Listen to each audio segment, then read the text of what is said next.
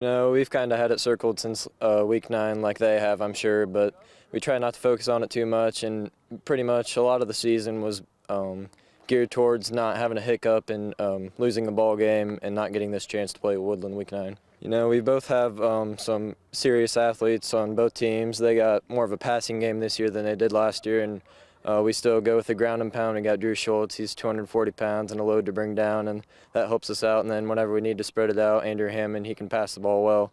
And it's just kind of geared us towards this week 9 matchup being undefeated.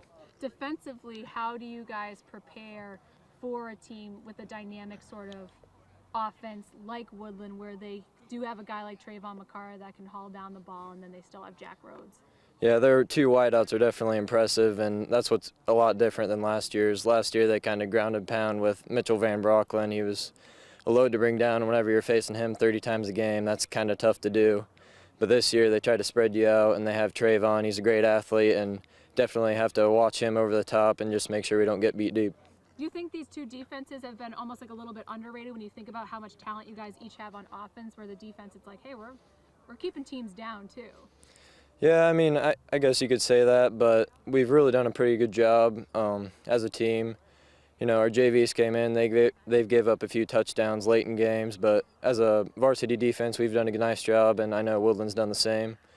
Since week 1 against the East Side, they had a little trouble stopping Dove, but he's a great quarterback, and ever since then they've had a great defense.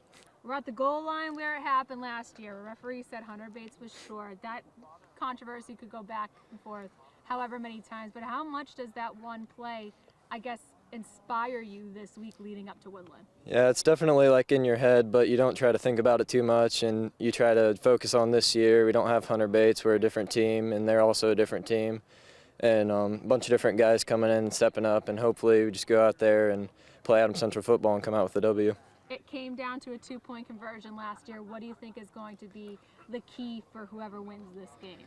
This game's definitely about coming out on fire and coming out wanting to win the game. We've both had kind of a few weeks of not the best opponents, and so that hasn't really helped us either in gearing towards this game, but hopefully both teams come out on fire and we can give the fans a great game. What's the energy going to be like walking into their place?